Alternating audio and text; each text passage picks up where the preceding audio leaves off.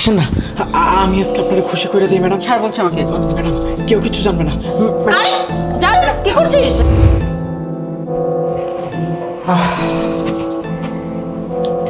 এখন খুব ফ্রেশ লাগতেছে।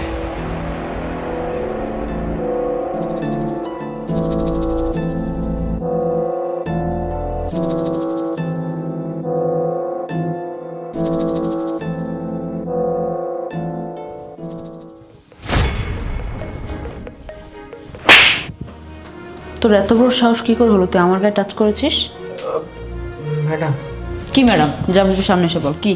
তুই আমার গায়ে টাচ করেছিস কেন? প্রত্যেক দিন আমি যখন আপনার এরকম পোশাকে দেখি, আমি না নিজেরে আর কন্ট্রোল করতে পারি না।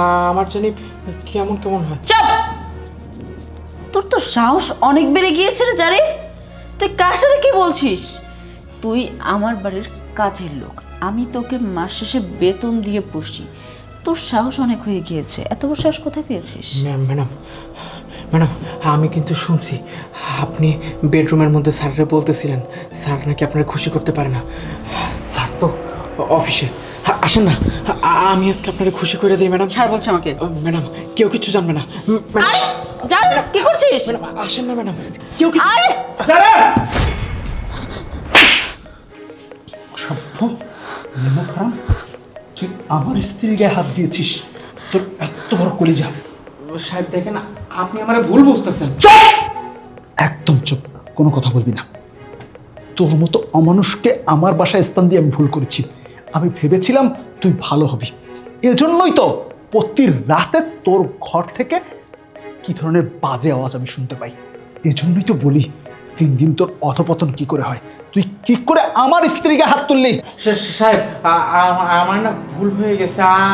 আমি কিভাবে যে কি হঠাৎ করে করে ফেলছি, আমার আপনি মাফ করে দেন। অপু, আর একটা কথাও না বলে এই বেয়াদবটাকে এক্ষুনি বাড়ি থেকে বের করে দাও। আর ওর বাবা মা আমাকে অনুনয় বিনয় করেছিল বলে গরিব ঘরের সন্তান, তাই আমার বাসায় এসে আশ্রয় দিয়েছিলাম। তোর মতো নিমখারামকে আমি আর বাসায় রাখবো না। তোর স্থান হচ্ছে নর্দমা, তুই হচ্ছিস নর্দমার কীট। তোকে যে ভালোবেসে আশ্রয় দিয়েছিলাম সেটাই আমার হয়েছে ভুল, চরম ভুল। বের করে দাও না ওকে, এত কথা কেন বাড়াচ্ছ? বেরকা, বেরো, বেরো।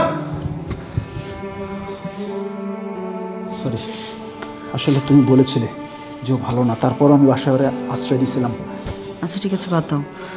এখন একটু রিল্যাক্স হয়ে বসো এখানে।